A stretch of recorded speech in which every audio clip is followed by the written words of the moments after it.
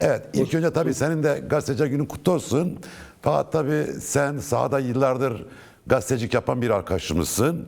Senden önce bütün bu başlıklardan önce bir Kürsan gazetecilikle ilgili bir soru, biraz da görüşlerini de aktarsan çok sevineceğim. Yani Kürsan gazeteci tabii büyük emek ve bedellerin bir ürünü.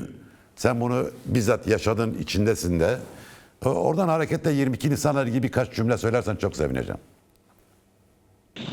Cahit, öncelikle tüm gazeteci arkadaşlarımızın günü kutlu olsun. Çünkü yani bu uğurda büyük bedeller verildi. Ape Musa ile başladı. E, En son işte gelinen aşamada Nazım ve Cihanlarla kadar ulaştı ve hala da Kürt basını çok sayıda kayıp veriyor. Bu uğurda bedel veriyor.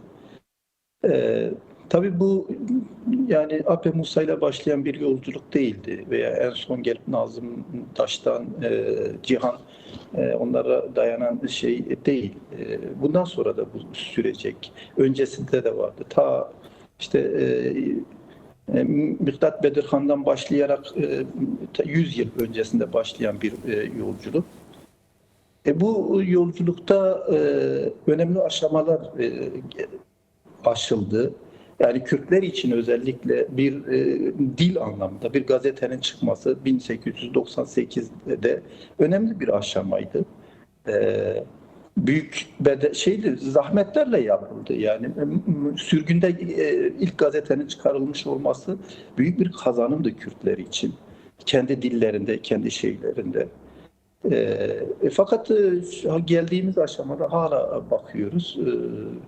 Dünya genelinde bütün halklar, bütün Ruslar dil anlamda, gazetecilik anlamda çok büyük bir sıçrama, gelişme yaratırken biz Kürtler bu şeyde beklenen, istenen gelişmeyi sağlayamadık yani. Çünkü çok ciddi engellemelerle karşılaştık. Katledilmelerden işte biraz önce de ifade ettiğim gibi yüzlerce arkadaşımızı bu uğurda kaybettik. Bu engellemelere karşılaştık. Fakat bunun daha önemlisi, bütün Kürt halkını da ilgilendiren anlamıyla kendi dilimizde eğitim görme, kendi dilimizde gazetecilik yapabilme konusunda yapamadık. Yani zorlandık bu konuda. Hala da yani Rojava'da da bu yaşanıyor. Kuzey Kürdistan'da da bu yaşanıyor.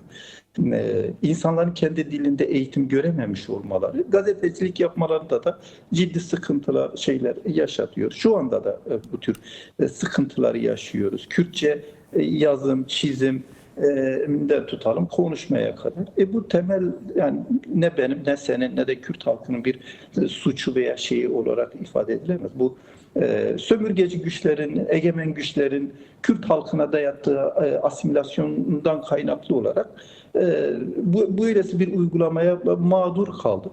Bundan dolayı 100 yıl öncesinde başlayan bir serüven daha hızlı ilerleyebilirken, daha büyük sıçramalar sağlayabilirken sınırlı bir düzeye ulaşabildik. Fakat yine de bu büyük bedeller, bu uğurda büyük bedeller de verildi. Hala da verilmeye devam ediliyor. Bu uğurda yaşamını yitiren bütün gazeteci arkadaşlarımıza, hatta bütün Kürt halkının gününü kutluyorum ben de. Bundan sonraki süreçte daha fazla Kürtçe yazmak, Kürtçe konuşmak hepimiz için önemli olan şeydir. Gazeteciliği de yapmak. Tabii bizler de şunu ekleyeyim, bir Cahit Mervan'a bakarak, benzer birçok kişiye bakarak bu gazetecilik işini öğrendik. Onlardan esinlendik. Konuşma anlamında işte gazeteciliğimizin Türkçe daha çok gelişmiş olması bizim bir yetersizliğimiz, sizin için de bizim için de bir öz eleştiri konusu aslında. Sadece Türkçe değil, Rojava'da da Arapça daha fazla yaygın, daha fazla şey. Bu tür engelleri bundan sonraki süreçte daha fazla aşmamız gerekiyor. Ve bu uğurda yaşamını yitiren bütün arkadaşlarımıza bu temelde cevap olmamız gerekiyor diye Evet, düşünüyorum. çok haklı diyorsun. Tabii bu aynı zamanda bizim açımızdan da bir özveriş anlamına da gelebilir. Ee, Yani gerçekten de senin dediğin mesele çok önemli bir mesele. Yani belki bugün geçmişe göre çok daha fazla Kürtçe konuşmak, Kürtçe yazmak, Kürtçe gazetecilik yapmak, Kürtçe yayın yapmak gerekiyor. Bugün tabii teknoloji de bu konuda, yani iletişim teknolojisi çok gelişti ve bu konuda çok büyük olanaklar ortaya çıkarıyor. Katılıyorum sana gerçekten. Tabii şunu da ekleyeyim, bir cümle belki ben de.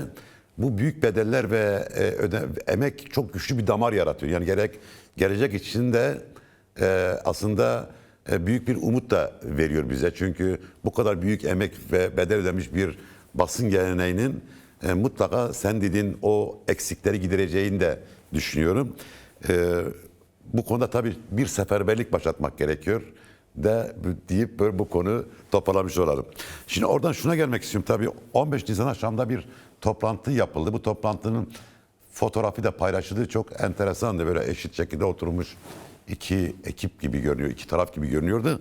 Ben fotoğrafa çok fazla kafa takmadım da. Bu 15 Nisan'da görüşmenin esas ana nokta nedir? Yani perde arkasında bizim bilmediğimiz önemli konular var mıdır? Yoksa kamuoyunun açık kaynaklardan edinilen bilgiler zaten bunlar mıdır? Ben Cahit, görüşmenin hemen hemen büyük bir kesimi kamuoyuna yansıtıldı. Bizim de öğrenebildiğimiz kadarıyla yansıtıldı. Temel konu olarak entegrasyon ifade edildi. İşte magazinel boyutu olarak işte Mazlum Abdi'nin Cumhurbaşkanı yardımcısı olması, İlham Ahmet'in Dışişleri Bakanlığı'nda Şeybani'nin yardımcısı olması temelinde bazı görüşmeler olduğu, daha doğrusu Colani'nin Ahmet Yaşar'ın bu tür düşüncelerin olduğu ifade edildi. Fakat ana gündem, ana husus bir entegrasyon sorunuydu. İkincisi Amerikalılardan boşalan yerlere kimin yerleşmesi gerektiği hususuydu. Çünkü burada bir gerginliğe neden olmuştu. Daha önce Ramelan'da Amerikan üssü boşaltıldı. Buraya Şam'a bağlı güçler gelip yerleşti. Bu bölgede bir gerginlik yaratmıştı. Bu son 15 Nisan görüşmesinden önce de işte Amerikalıların koalisyon güçlerinin Kasırga'dan çıkması söz konusuydu. Böylesi bir talep oradan da geldi. Bundan kaynaklı olarak bu bir görüşme konusu haline geldi. Tabii en önemli hususlardan bir tanesi de bu görüşmede YPJ sorunuydu. Daha önce Mazlum Abdi ve İlham Ahmet'ten kısa bir süre önce YPJ'den bir heyet Şam'ı ziyaret etti. Bazı görüşmeler yapıldı. Ciddi bir yani sonuç açıklaması gelmedi. Gelen açıklamalarda genel çerçeveydi. Fakat Şam'da bu konuda ciddi anlamda bir direniş olduğu gözleniyor. Bu en son görüşmenin de ana gündem maddelerinden bir tanesi idi. Fakat yani bu maddeleri tek tek ayrı ayrı değerlendirmeden önce şimdi bu görüşmenin de özellikle o magazinel boyutun öne çıkmasının temel nedeni Şam yönetimi hala yani uluslararası alanda evet gidişler gelişler tanınma durumları oluyor ama hala kaygıyla izleniyor. Gerçekten Şam şeriattan vazgeçmiş, o radikal İslamcı eğilimlerden, düşüncelerden vazgeçmiş. Gerçekten demokratik bir şey olup olmayacağı yönünde ciddi anlamda bölgede de halk arasında da kaygı var, uluslararası alanda da kaygılar var. Bu özellikle Şara yönetimini tartışmalı hale getiriyor. Uluslararası alanda özellikle demokrasi konusunda, kadın hakları konusunda Rojava ve Kuzeydoğu Suriye yönetimi belli bir meşruiyet, belli bir olumlu hava edinmişti yani. Öyle bir tanınma söz konusu. Hatta bir kadın devrimi ismiyle anılmaya başladı Rojava devrimi. Demokrasinin, komünal yaşamın merkezi olarak tanınmaya başladı. Bu Şam yönetimine ilişkin olarak uluslararası alandaki o kaygılı, o tereddütlü bakış açılarını kırma açısından Şam için önemli bir koz olarak değerlendiriliyor. Bundan dolayı ısrarla bir Mazlum Abdi'nin Şahran'ın yardımcısı olması, Cumhurbaşkanı yardımcısı olması yönünde bir dillendiriliyor. Sadece bu görüşme sırasında değil, diğer zamanlarda da dile getirildi.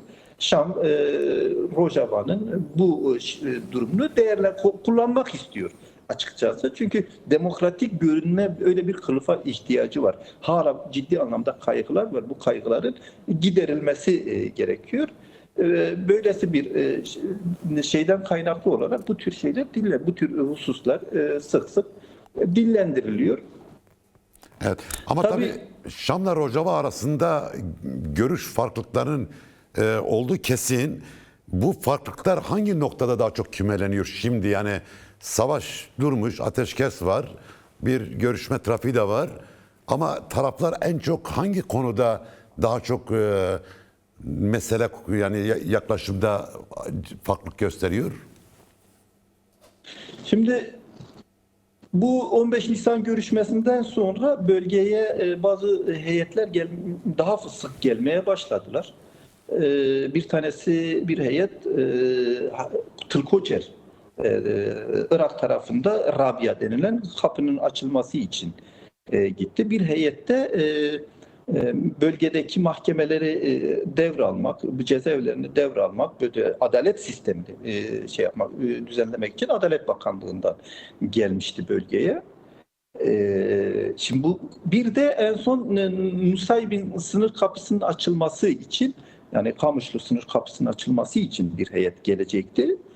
Bu heyet durdu yani. Nusaybin kapısının açılması için gelmesi gerekli olan heyet gelmedi. Bu görüşme olmadı. Kapı da açılmadı. Şimdi bu bir gerginlikten kaynaklı olarak o heyet gelmedi. Bunun şöyle gerginliğin sen ifade ettiğin gibi bu entegrasyon şeyi ifade edilirken birçok hususta hala uzlaşılamayan konular var. Bunların en başında da bu adalet sistemi hala nasıl olacak? Şimdi bir gelen heyet en son Adalet Bakanlığı'ndan gelip mahkemeleri devralacak heyet ile bölgedeki temsilciler arasında ciddi bir gerginlik yaşandı. Çünkü bir entegrasyondan ziyade her şeyi bize bırakın, çekilin kenara tarzında bir yaklaşım söz konusu. Buranın Şam'daki temel eğilim bir şeriat hukukudur. Şeriat yasalarıdır. Şeriat yasalarıyla Kuzey ve Doğu Suriye diye oluşan, yıllarca kendisini sürdüren ve şu andaki Rojava ve Hasake valiliğinde olarak bölgesinde yaşayan insanların şeriat hukukuna göre değil. Yani algısı, yaklaşımı ona uygun değil. Adalet sistemini tamamen bize devredin, çekilin kenara demek, yani bir defa entegrasyonu farklı bir yorumlama, bir teslimiyete dönüştürme şeyidir. Bu gerginlik yarattığı için örneğin o en son gelen heyete yani bir sonuca bağlanamadı çalışmalar. Cezaevlerinin teslim edilmesi, mahkemelerin teslim edilmesi sonuca bağlanamadı. Bu gerginlik işte Nusaybin kapısına için gelmesi gerekli olan heyetin gelmemesi ile sonuçlandı. Evet. Peki bu yani devam etmeni istiyorum da bu entegrasyon sürecinde hangi riskli alanlar daha çok öne çıkıyor? Askeri alan mı, yoksa bu senin hukuk anlamında, idari anlamda, dil anlamında, kendi kendini yönetme anlamında hangisi daha çok şu anda bir risk alanı oluşturuyor entegrasyon süreci karşısında, hatta entegrasyon ilerleyip ilerlememesi meselesinde? Şam ile yapılan görüşmelerin bir diğer önemli hususu 15 Nisan'da yapılan görüşmede eğitim konusu ele alındı. Çünkü birçok kişi diploma almış. Diplomaları geçerli mi değil mi? Mezun olanlar var. Bunlar durumu ne olacak? Bir de hala devam eden bir eğitim söz konusu. Bu müfredat ne olacak? Bu konularda yani bir eğitime dair bir entegrasyonun yapılması gerekiyordu. İşte sorun sadece tek tek başlıklar olarak ele alındığı zaman daha ayrıntılı şeyler ortaya çıkıyor, ama genel anlamda ele alındığı zaman eğitimde de öyle. Şam yönetiminin genel yaklaşımı bazı hususları zamana bırakalım. Örneğin eğitim, Kürt dili. Biz zamana bırakalım. Herhangi bir düzenlemeye gerek yok. Eğitim sistemimizi bir sürdüreceğiz. Zamanla sizinkine de bakarız. Kürtçe'ye de bakarız. Şimdi birçok şeyi bazı şeyleri özellikle zamana bırakma. Bazı şeylerde de çok fazla aceleci yaklaşma. Örneğin bir kasede konusu. Yani askeri güçlerin entegrasyonu konusunda aceleyle oraların devredilmesi, petrolün aceleyle devredilmesi, benzeri işte sınır kapılarının acilen devredilmesi. Ama bir Kürt dilinin zaman ile bakarız yaklaşımına dönüştürüyor. Şimdi bu devlet gücünü kullanarak bir de zamana yayarak zaman içerisinde bunları yok saymaya dönüştürme arayışıdır. Böylesi bir kaygı oluşuyor bölgede. Şu anda temel şey budur. Tamam, zaman da yarın öbür gün her şey farklılaştığı zaman Kürtçenin kabul edilip edilmeyeceğinin garantisi yok. Böylesi bir sorun var. Zamana yayarak bu biçimiyle devlet gücünü de kullanıp bölgedeki bu azınlıkların haklarını yavaş yavaş yok sayma, inkar etme noktasına dönüştürme gibi bir kaygı var. Şu an gerilim, gerginlik bu zamana önemli bazı hususları zamana yayma yaklaşımında ortaya çıkıyor. Peki bu Askeri hususta da bu zamana yayma ve de işte bazı konular aceleye getirme, savunma güçlerini tasfiye etme, diğer taraftan Kürtlerin hiçbir varlığını ya anasal güvence almama pozisyonu, Şam'ın bu pozisyonu yeniden bir çatışmaya, bir savaşa yol açar mı? Böyle bir risk söz konusu mu yoksa? yani bu risk her zaman var, fakat yani bunun önüne geçebilmek için esas olarak yapılması gerekli olan, ki hepimiz de biliyoruz ki bir değişim, bir entegrasyon, bir uyum şey olacaksa yasal ve anayasal bir düzenleme olması gerekiyor. Şimdi bu konuda örneğin acele edilmeyen, ağırdan alınan bir hususta işte bu anayasa nasıl olacak? Yasal düzenlemeler nasıl olacak? Hadi biz Kürtçeyi zamana bırakalım, eğitimi zamana bırakalım. Ama yani bunun yasal düzenlemesi olmalı. Hadi sınır kapıları devredildiği şey, ama bunun yasal ve anayasal bir düzenlemesi olması. Bir anlamda şimdi arabayı atın önüne koşmak gibidir. Bir anayasa, bir yasal düzenleme ya şey olsa çerçeve belirlenecek, herkes bilecek ki ne olacağını. Yarın da ne olacak, yani bunu bilecek. Ama mevcut durumda yarın ne olacağının hiçbir garantisi yok. Her şeyi teslim etme, her şeyi Şam'ın istediği gibi yürütme gibi bir arayış, çaba söz konusu. Bu bir gerilime, bir rahatsızlığa bölgede neden oluyor. Yani daha doğrusu böyle kaygılı bir bekleyişe neden oluyor. Bu zamanla bir çatışmaya evrilir mi? Bu sadece Şam ve Rojava ile bağlantılı bir husus değil tabii. Genel bölgedeki genel yaşanan gelişmelerle bağlantılı bir husus. Ama birçok şeyde de Şam'ın özellikle kendi kabul etti. Örneğin Haseke Valiliğini de kabul etti. Resmi tanıdı. Şu anda Haseke Valisi Şam'a bağlı çalışan bir şey. Valiliğin kendi bölgesinde yaptığı çalışmalardan haberdar olması gerekirken örneğin Kılıçkoçer kapısını açtılar. Haseke Valisi'nin hiç haberi olmadı. Şam'ın böyle bu şekilde doğrudan müdahaleleri yavaş yavaş gelişiyor olması ileriki süreçlerde daha farklı gerginliklere de neden olabilir. Bunun önüne geçmek için ilk başta işte anayasal çalışmalarını düzenlemek, buna hız vermek gerekiyor. Ki böylesi bir şeyin önü alınabilsin. Ama mevcut durumda yani bir oldu bitti, hadi bakalım zamana yayalım tarzı bir ilerleyiş var ki bu kara düzen bir ilerleyiştir. Neye göre olacağı belli değil. Kaygıları gidermez yani. Biraz daha anayasa şeyine öncelik verilmesi gerekiyor. Evet. Şimdi bir de YPG sorunu var. Yani Tam da onu başta da söyleyecektim. Şimdi belirttim. bu yani her iki taraf arasında kırmızı çizgiler var. Yani YPG meselesi özel yönetim için, SDG için kırmızı bir çizgi midir? Bir de onunla birlikte şunu yanıtlamanı istiyorum. Yani Suriye Demokratik Güçlerinin nasıl entegre olacağı tam netleşmedi mi? Çünkü insanların kafasında soru şu. Sanki SDG buharlaşmış gibi bir algı da yaratılıyor bazı çevrelerde. Ona da bir değinsen çok sevineceğim. Evet, yani Gazze'de şu ana kadar kendini feshetmedi. Yani en azından bu resmi olarak açıklanmadı. Çünkü hala şey netleşmediği için gidişat tam netleşmediği için kasedenin feshedildiğine dair resmi bir açıklama da yapılmış değil. Normalde artık bu işler tamamlandıysa, artık güven duyulmaya başlarsa kasedenin de bu açıklamayı yapması gerekir.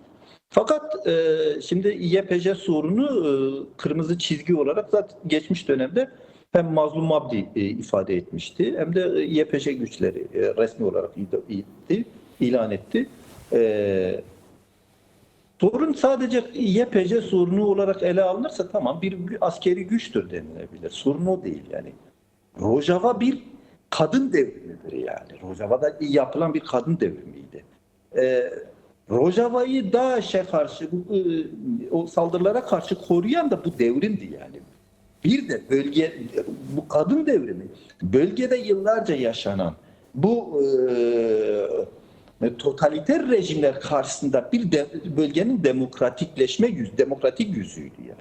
Evet. Bunu temsil ediyordu. Yani YPJ veya PASE'de içerisinde bir kadın biriminin feshedilip edilmemesi sorunu değil. Bunun çok daha ötesinde. Bölgenin ne kadar demokrasiye uyumlu olduğunun şeyidir. Bundan dolayı Rojava için yani bir kırmızı çizgi ama bu Rojava'nın ve Suriye'nin gidişatını gösteren, onu tanımlayan bir çizgidir. Bundan dolayı önemli. Bu sadece evet Kasede yönetimi böyle, Rojava yönetimi böyle görüyor. YPJ'yi kendi kırmızı çizgisi olarak görüyor. Fakat Şam için de kadın sorunu bir kırmızı çizgidir. Çünkü Şam'da bir ideolojik bir örgütlemedir. Yani El-Kaide'den gelen, kökleri El-Kaide'ye dayanan bir şeydir. Şeriatı hala kabul eden, şeriatı getirmeye çalışan bir yönetimdir. Şeriatın getirilmesi kadını erkekle eşit sayma, kadını demokrasinin ve toplumun gelişmişlik düzeyinin göstergesi olarak kabul etme o düzeyde değil yani Şam. Kadın erkekten daha geride durmak, ikinci, üçüncü planda durmak zorundadır o zihniyete göre. Hala şara kadınların elini tuttuğunu bile tutmuyor. Kendine denk görmemekten kaynaklı. Onlar için de bu ideolojik bir kökeni olan bir husus. Şu an bu konu ciddi bir çatışma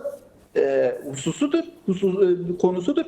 Belki çatışma şu an siyasal boyutlarda sürüyor ama ileriki süreçlerde çok farklı bir boyuta da dönüşebilir. Çünkü Evet. Görüşmelerde de yani en son 15 Nisan'daki görüşmelerde de YPJ'nin bir askeri birim olarak değil, asayişin içerisinde bir kadın kolu olarak yerleşebileceği düşüncesini ileri sürüyor Şam. Bu durum iki alan arasında da ciddi bir gerginlik hususudur yani. Farklı görüşlerdir. Bu çatışacak ve her iki arasındaki ayrışma noktası olarak görüyorum bunu yani.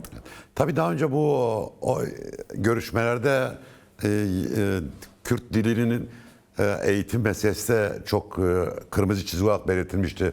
Belki izleyicilerimiz şunu merak ediyor. Şu anda yani Kobani ve Haseki bölgesinde yani Cizre bölgesinde binlerce, on binlerce öğrenci okullara gitmiyor mu? Şu anda hangi dilde eğitim yapılıyor ve özerk yönetimin müfredatı mı okutuluyor bu okullarda şu anda? Yani de facto olarak özerk yönetimin bu savaş öncesi eğitim sistemi devam ediyor mu Rojava'da? Şimdi eğitim sistemine ilişkin olarak hala ciddi bir değişiklik olmamış. Hala özerk yönetim döneminden kabul edilen müfredat okutuluyor.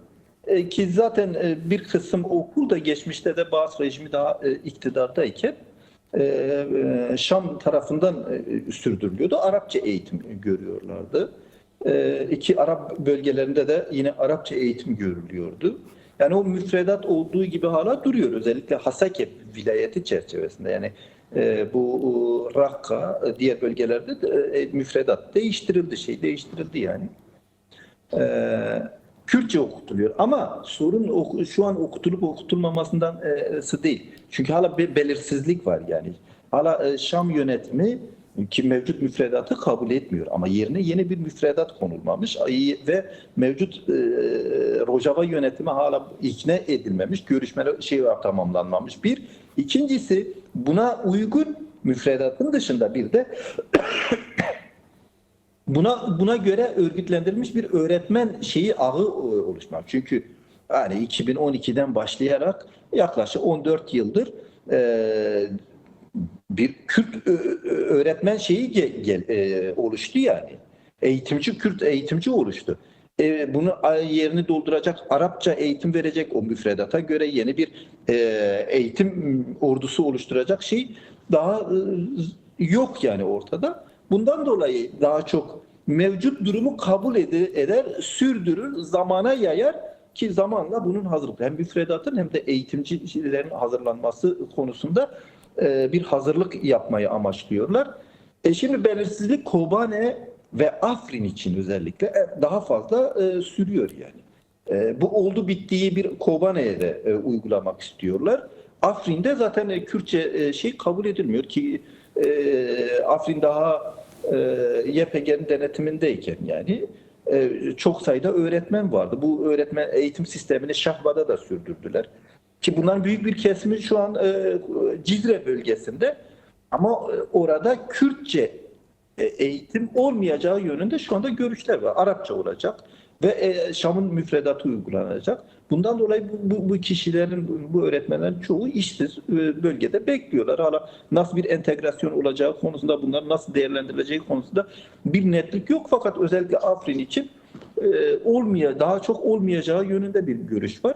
Kobane'de de kısmi olarak Kürtçe kabul ediliyor ama hala yani tam belli bir şey yok yani. Bu belirsizlik bütün alanlar için devam ediyor.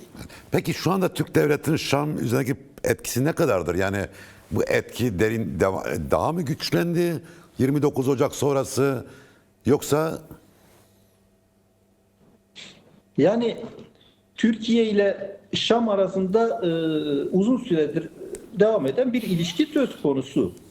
Fakat yani her şeyin Türkiye'nin denetiminde olduğunu söylemek de zor. Türkiye'nin asıl kaygısı, asıl hesabı Kuzey ve Doğu Suriye'ydi. Şimdi Rojava ve Kürtler. Kürtlerin ana dilde bir eğitim sisteminin olmaması, Kürtlerin haklarının olmaması bu temelde kaygılar söz konusu.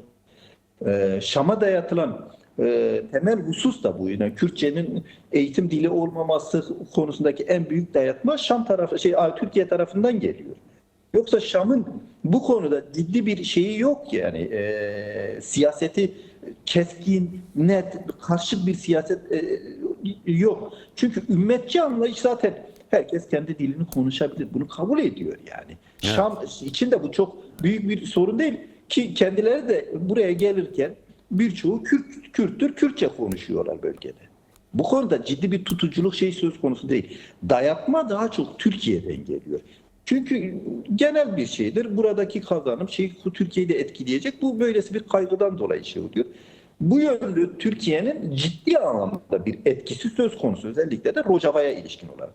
Fakat Şam'ın geneline ilişkin Türkiye'nin hakimiyeti, Türkiye'nin etkisi görebildiğimiz kadarıyla yavaş yavaş azalıyor. Çünkü ticari anlaşmalar daha çok farklı ülkelerle, Türkiye'nin bu yönde de bir beklentisi var. Örneğin petrole ilişkin, bölgedeki petrolün çıkarılması, birçok büyük proje Suudi Arabistan'da şirketlere verildi. Evet, bir de Şam, yani Suriye, Türkiye yavaş yavaş bir alternatif haline getirilmeye çalışılıyor. Çünkü Irak petrolü bile Kerkük, Ceyhan'dan giderken şu an yeni bir yol Suriye üzerinden açmaya başladılar. Balyas'a gidip buradan gemilerle dışarıya taşırılma gelişiyor. Bu Türkiye diye bir alternatif oluşturma arayışıdır. Yani. Bu yani genel anlamıyla, genel çerçeveyle yavaş yavaş Şam'ı Türkiye'nin etki sahasından uzaklaştırma çabalarının bir sonucudur. Bu İsrail tarafından planlanan, ABD tarafından planlanan bir çalışma, bir yaklaşımdır. Tabii diğer taraftan Türkiye'nin Şam ile ilişkilerini koparmak istememesinin temel bir nedeni de Suriye'yi hala bir Suriye Arap Cumhuriyeti olarak sürdürmeye çalışmak. Baas rejimi de Suriye Arap Cumhuriyeti'ydi. Peki bir Suriye Arap Cumhuriyeti madem bölgede iyiyse neden Baas rejimi devrildi? Sadece Baas'ın totaliter karakterinden kaynaklı değildi ki. Bölgede ciddi anlamda bir sistemsel değişim söz konusu. Şam'da, Suriye'de yaşanan saldırılar, bu 15 yıldır devam eden süreç bundan kaynaklandı. Libya'da, diğer bölgelerde yaşanan bunun bir sonucudur. Irak'ta yaşanacak, İran'da yaşananlar sistemsel değişim küresel güçlerin sistemsel değişim arayışının sonucudur. Türkiye hala Şam'a şeyi dayatıyor. Suriye Arap Cumhuriyeti'ni. Bu gerçekliğe denk gelmiyor. Bu Türkiye'nin bu çabalar, Türkiye Şam üzerinde hakimiyet kurma arayışları bu yönlü devam ediyor.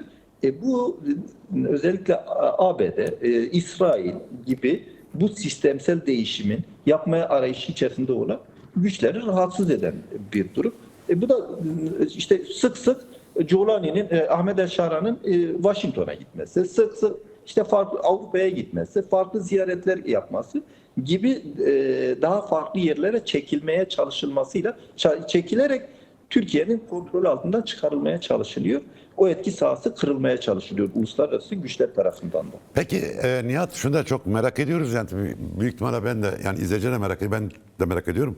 Şimdi Türkiye Cerablus'tan başlayarak Cerablus Azaz bölgesini işgal etti. Daha sonra Afrin'i işgal etti. Sonra Grespi Serikani'yi işgal etti. Ve bu alanda binlerce, on binlerce cihadist çete besledi. Yani kendisine bağlı bir ordu da kurdu. Milli Suriye Ordusu denildi. Bu askeri yapılanma nereye gitti? Yani bu buharlaştı mı? Şu anda bunların durumu nedir? Bunlarla Şam hükümeti arasında bir uyum var mı? Yani o cihadist grupların birçoğu, bir kısmı özellikle HTŞ döneminde daha İdlib'deyken HTŞ'nin çatısı altında toplanmışlardı. Yani bunların en radikalleri de zaten Huraseddin'di. Bunlar o çatı altında toplanmıştı. Bunun dışında Serekani'de, Gresip'te Türkiye'nin denetiminde olan işte Sultan Murat, Hamza Tugayları, Sultan Süleyman gibi benzeri şeyler vardı. Bunlar da bazı rejimin düşmesinden sonra orduya resmi olarak dahil oldular.